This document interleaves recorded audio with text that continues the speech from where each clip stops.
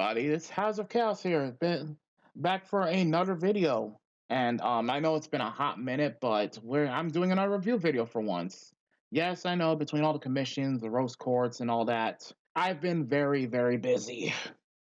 But now, I finally found some time, got some anime binging done, and basically just decided, you know what, I need to I need to record a review again because it's been a hot minute. It's been literally at least a few months, right? And anyways, I'm not alone. I am with my girl Crossy here, and and here's the thing, she decided to join me for this review. And I'm gonna be blunt. This was technically an anime she got me into, but she didn't watch it first. I did. And then I got her to watch it with me. And I'm gonna be honest, this anime in question I'm talking about goes by technically two different names. Bucchigire, which is a shorthand for the anime series full title, Shine On Bakumatsu Bad Boys. And I'll be honest, there's a bit to talk about with this video, but we'll try to take too much of your time, peeps. Anyways, I think the safe is like, I'm gonna give some exposition real quick just to get out the window. Yes, this is basically a more modern like samurai anime, so to speak. And the long and short of it is, it's about basically the Shinsengumi, which is essentially the military police of Japan and keep in mind, bear with me, I'm not the best with Japanese history, so if I'm completely wrong here, please let me know in comments. But basically this takes in, I think it was the Warring States era. I could be dead wrong here, but this takes place regarding the organization, the Shinsengumi. But apparently, and it's headed by currently the surviving member of a massacre of the Shinsengumi, Todo Heisuke. He basically, I'm gonna be honest, he literally looks like he deadass looks like Yo with a peg leg and a missing arm. All that's missing is an eye patch. Yep, and on top of that, he basically came up with a plan to, how do I put this? His plan is to essentially resurrect the Shinsengumi as all of its major leaders have been killed due to a massacre. He decided to, out of it was a desperate plan either by him or his boss, to resurrect Shinsengumi through basically criminals that were marked for death row. And we have our members here. We have Ichiban Boshi, Sakuya, Akira, Sogen, Suzuran, Gyataro, and Bo. There was an eighth criminal, but spoiler alert, he dies. Oh, great heavens! 808人目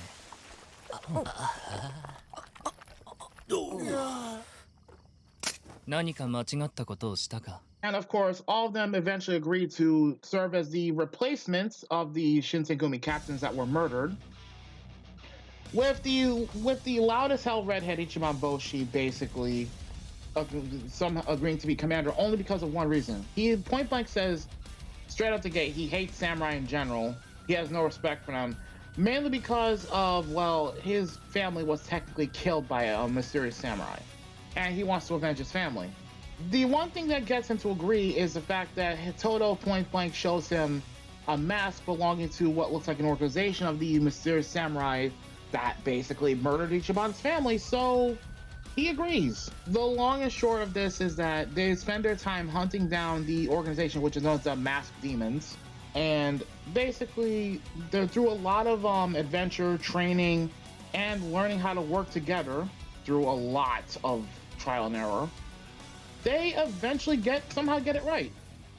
Though, granted, Ichiban kind of makes a big fuck up right near halfway point of the story. I'm gonna be honest, they eventually run into the leader, or at least the captain of the Masked Demons, who unfortunately turns out to be his younger brother. Again, the long and short of it is, each criminal has their own unique, I guess you want to say, development throughout the series. Some a lot more than others. And of course, through a lot of trial and error, a lot of trials and tribulations, Ichiban Boshi and the gang essentially become better samurai for it, so to speak. And of course, I'm gonna have to point out each and every one of the characters in question again. Ichiban Boshi, as you already know, he's a loudmouth redhead who hates samurai but ironically becomes one in order to avenge his family. Sakuya is a former assassin. Akira is basically a cross-dressing swordswoman And the reason for it is because, well, the reason she was put on death row, I'll explain all this later on. Gyatoro is one of the older characters, and here's the one thing that sticks out about him compared to the rest. Unlike most samurai, he uses a gun. Yes, the man's a sniper. Holy shit, he's packing heat! Okay, then we have Sogen, the psycho doctor. I guess he's a bit of a psycho. I'm gonna be honest with you, he reminds me of a black and green haired Senku or Dr. Stein from Soul Eater. Anyway, then we have Suzuran, the quote unquote depraved monk. I'll get into that in a minute.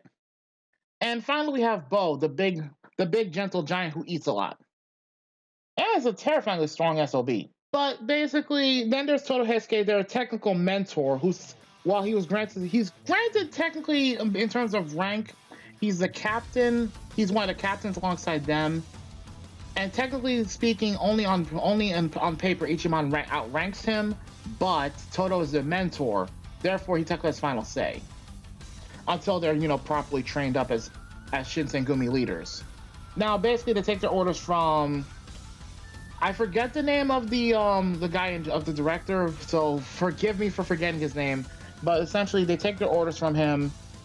And of course, again, they're solving crime. They're taking down potential terrorists within the nation who are claiming to be fighting to protect the nation. But in actuality, they're just causing a lot of problems, a lot of conflict. And because they're causing a lot of conflict, obviously, people are literally dying because they're basically the masked demons are handing out cursed weapons that when used on innocent people can essentially rip out their souls at worst. And those souls, as they soon discover, are being harvested for some purpose. Because of this, they go through a whole lot of trying to figure out what's going on, even risking almost getting burned alive in one instance, just to uncover the whole grand scheme of things. Unfortunately, at one point, the masked demons technically succeed. They burn out a good chunk of their protective town, Kyoto, during a festival, no less. But thankfully, the Shinsengumi not only bounced back, but Ichiban steps up as a leader after the colossal mess-up he made.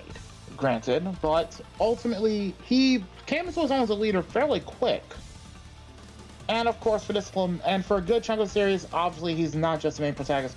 But keep in mind that Ichiban is one of the most, I'm gonna be honest, he definitely surprised me throughout the run of the series. A lot of the characters did, honestly.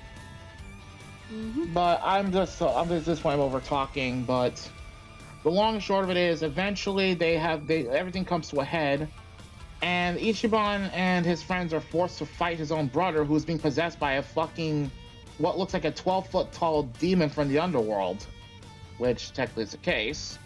And the whole thing's being masterminded by someone that they didn't expect, a traitor within the Imperial Court. And I will get to all that in a moment.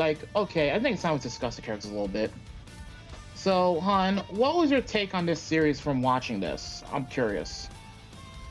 I gotta say, it looked interesting. It felt kind of interesting and a new, fresh, fresh take on the samurai genre, I guess you could say.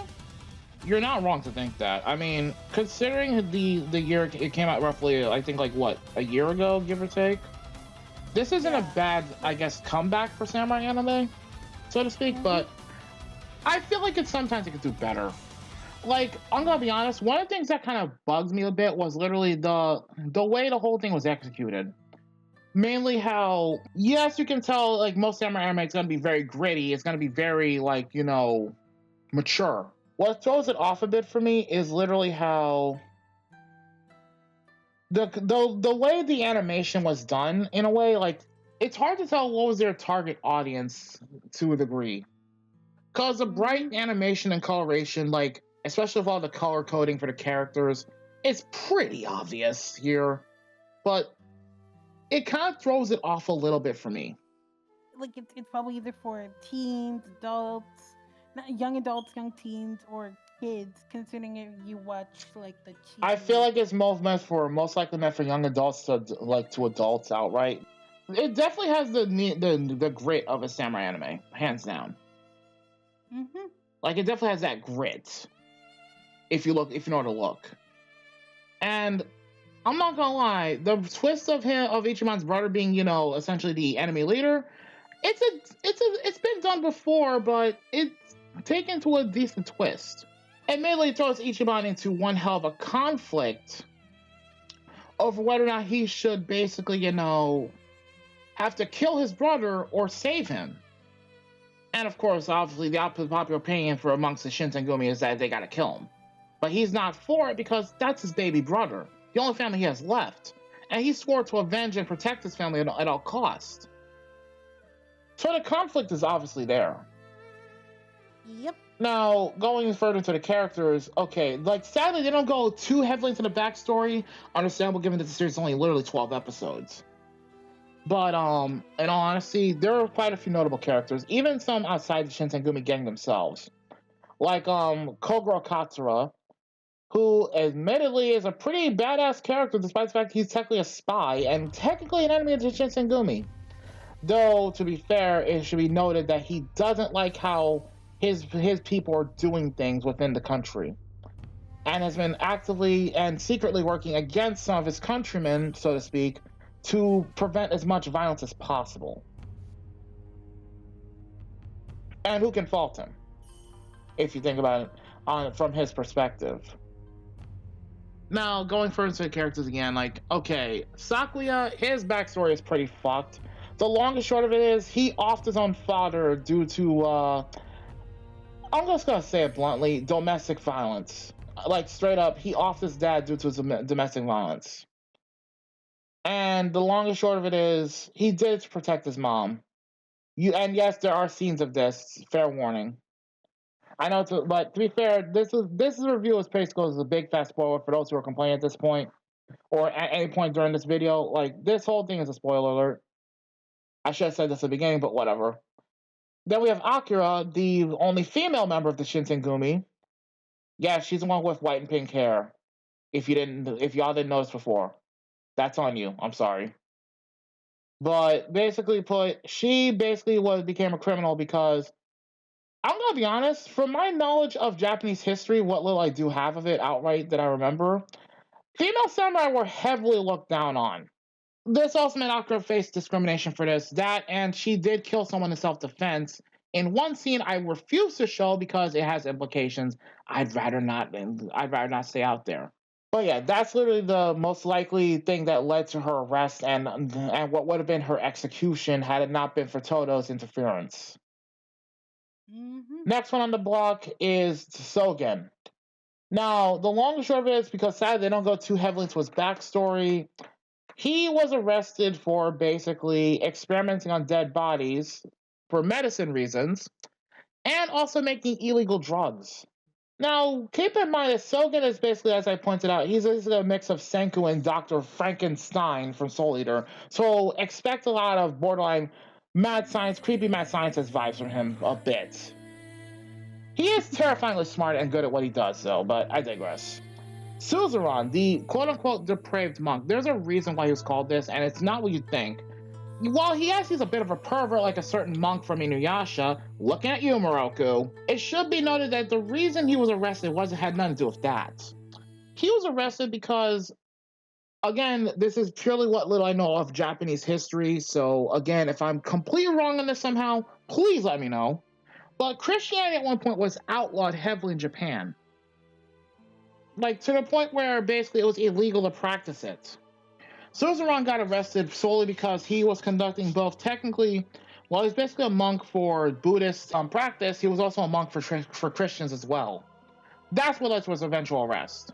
And we have Gyataro, the quote-unquote crime collector. Basically put, he led a whole gang. And I mean a whole huge gang. Mostly filled with orphan kids, and keep in mind that he committed crimes to help those kids. While granted he was doing what he felt was right, most likely, at the same time, he is a bit of a pickpocket and has some sticky fingers, you've been warned. And by sticky fingers, I don't mean the dirty way. And finally we got Bo, the glutton. Sadly, like I said, the glutton title speaks for itself. The man eats a lot. But he is, again, a gentle giant at heart, and he doesn't like, some of the nastier sides of the work, but he does what he does to protect others, and you can't fault him for that. But yeah, I'm just gonna go straight into it. So, Hun, who'd say would be your favorite characters in the series so far? Like going for off of all this. I would say Ichiban and Akira were kind of my favorites. That's fair. Any particular reasons? No, not really. No. Fair. Now, for me, this was a toss-up because I sympathize with most of the characters to an extent, but I have to give my favorites to Ichiban and, believe it or not, Todo and Sakuya. Here's why. Todo because he's trying to build together what's left of the group he not only literally gave his life for, but he has to be the bad guy in order to get them to, you know, to get his trainees up to snuff very quickly. So yeah, he's a hard ass, but he's a hard ass for a reason, and I've been in his position, so to speak, so I can sympathize with him.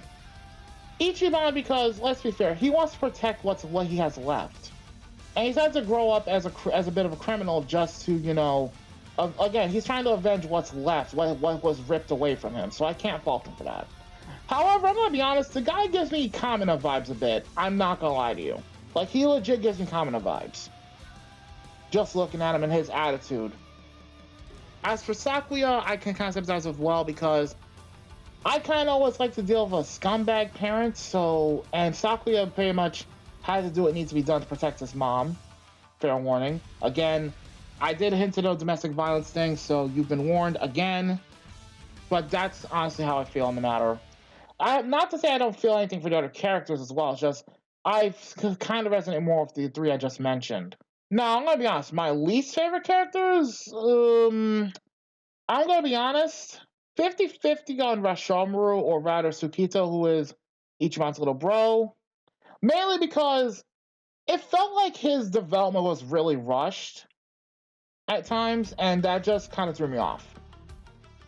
The other ones I don't care for are literally some of the people that Kogoro works with because they're just very they're just basically very aggressive idiots, in my honest opinion. Like, they basically are violently against, you know, foreign influence, and while they basically apparently mean well to protect their country from quote-unquote bad influences from foreigners, I can't help but feel they're being a little bit low-key racist.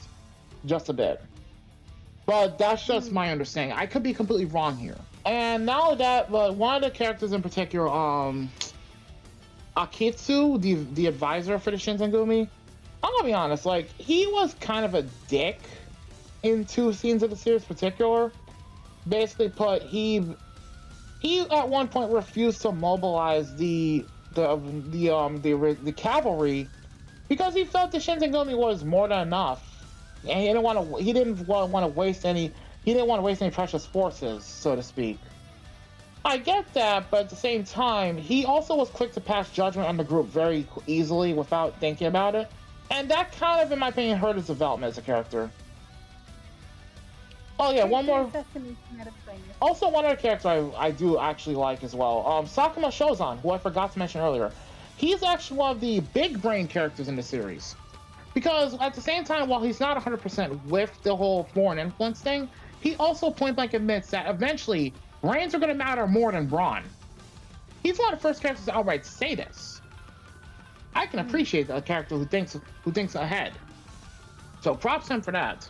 And Crossy, who would you say would be your least favorite characters? Not gonna lie, it's tough to say. But if I were to pick Rishimaru's boss or master that he was following. Yeah, Tsuchi Mikado. Yeah, that guy, kind of an asshole for what he did. Mm-hmm. And not to mention, kind of petty. He gave me the vibes of a very petty villain. That's just my honest impression. But yeah, overall, I'm gonna be honest. This series, I don't know why, but it had me hooked about halfway in. Like, the storytelling and the execution is kind of awkward, I'll admit. But, I don't know, it kind of grew on me a bit, too. It's hard to explain, honestly. And for those who don't like watching subbed anime, I'm sorry, there's no dub available, and there's no guarantee there will be a dub anytime soon. And if there is a dub, it's hard to say who's going to be cast for that, because I have no honest idea. Like We Yeah, have speculations, but nothing solid. Yeah, I guess I don't matter. My reputation's already been ruined. But you shouldn't have punished them for what I did. They deserve better than that. The only thing you've ever cared about is using people. But I see you for the scumbag you really are! Kamoshida! You need to run away from here. As a samurai, I cannot desert the lord I've sworn fealty to. However, I cannot simply kill my childhood friend either. So I will accept the disgrace for letting you escape. Get to Mount Sagiri as soon as possible. Look for an old man named Sakonji Urokodaki. When you find him, tell him Gyu Tomioka sent you. Allow me to pour you some juice? From the left side, of course, because that's what people in polite society do. Breathtaking sight. Imitations they may be, but together they still make a fine spectacle. However, they are flowers of an evil blossom, and abominations are fated to perish. Aw, man. Why do we have to do this? It's simple, because in light of the circumstances behind this incident, it is undeniably our duty. I guess that's true. Wait a sec! This is all your fault, Sosuke! Doesn't matter. It doesn't mean anything to me in the slightest. Between his keen nose and his speed, my Mick can easily handle spirits of that caliber. My title is Chair of the Disciplinary Committee, and my name is Iragamagori! Pay attention, new girl! You are participating in No Tardy's Day. Once every semester, you will be required to run an obstacle course designed by the Disciplinary Committee. Why won't you try and help me fix it? The simple truth is, you don't love me anymore, so I might as well destroy you, me, our memories, everything! Ultimately, Manhunt honestly enjoyed it for what it was, and there is some character development. There is some pretty nice character development among certain ones the most, which isn't a bad thing. I just wish there was my honest gripe of this series, in honesty, is literally that there wasn't more content to it. I feel like if this had been given another 3 or 4 episodes, they could have fleshed the characters out a bit better. That's just my honest opinion. Yeah, like the usual 26 episodes. No, just a simple 4 or 5 would have been enough, and here's why. Because more world building, more character development for certain ones that didn't get as much as they probably should have. That's what I'm getting at. And better fleshed out subplots too. That's why I say even just another 3 or 4 episodes extra would have been enough to properly flesh things out. Maybe even a little wrap-up mini arc to the finale that they have now. Yeah, like a little aftermath. Exactly. Don't get me wrong, the voice acting on your hand, top-notch. Hands down. They captured the emotions and the characters beautifully, and I cannot get mad at that. Now, granted, again, it's only in subs, but I was able to keep up with it just fine. And not only that, the development for certain characters was fleshed out decently enough. I just wish that, again, there was more time for a little more world building and a little more character development to properly flesh things out as they go along. But again, it is what it is. It's 12 episodes. You can probably binge it in a day if you if you can handle subtitles and all that. You can probably binge it in a day or two, and honestly, it's a fairly good watch. It's enjoyable, but not exceptional. That's my honest wording for it. It's enjoyable, but not very exceptional. I could find literally better samurai anime, sad as it is. I'm gonna be honest with you when I say this. The animation, everything is good. The voice acting is good. The storytelling could use some work, but I've seen worse storytelling. And honestly, look at you, F4 Samurai. As much as I love the series, you gotta fix your storytelling. I'm sorry. So if I were to give this an honest score, and it's up to you if you want to agree with me on this, hon. I give this an honest 6.5 or 7 out of 10. Actually, a solid 7 out of 10. Because there's room for improvement. Yeah, I still give it a 6 out of 5. Oh, no, 6.5 out of 10. Shit. The animation is beautiful in some places. It really is. Great animation, great, flow of, I just wish the storytelling wasn't so awkward in some places. Not to mention, some of the subplots were better fleshed out than others, but ultimately, they could do better. The character designs were very good.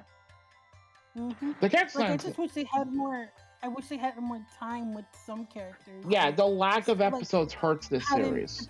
And not to mention to pattern the story down to see, like, to reassure the audience, okay, this is what we're gonna do.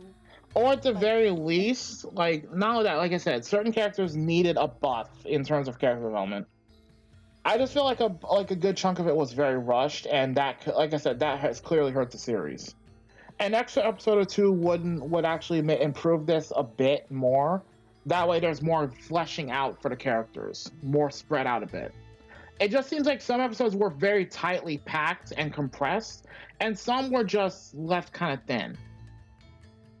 So that's why I said the storytelling feels awkward. But yeah, that's my honest score of 7 out of 10. Crossy was more critical about this than I was, surprisingly. Usually I'm the more critical one, but in this case, I gave this anime more of a chance because, like I said, this anime also has potential. The problem is its lack of episode content kind of hurts it. I mean, like, usually it would be the positive one that say, oh, no, you're wrong. Your facts are wrong. You're full of shit. But in this case, this was warranted. So, yeah, a 7 out of 10 is my best score. Crossy is giving it a 6.5 out of 10. And she is being nice about this. She was actually ready to give this a flat-out 6. So, yeah, there you have it. That's literally Bucchigire in a nutshell, as far as I'm willing to go with it. Yep. Anything you'd like to say before we close this off, hon? All I gotta say is, if you guys are gonna make a samurai anime, just please figure out what you're gonna do story-wise. I have to agree. That's all I ask, because honestly, it kind of stagnates a bit. I can't fault you. That's all I'm gonna say. I'd like do better in storytelling.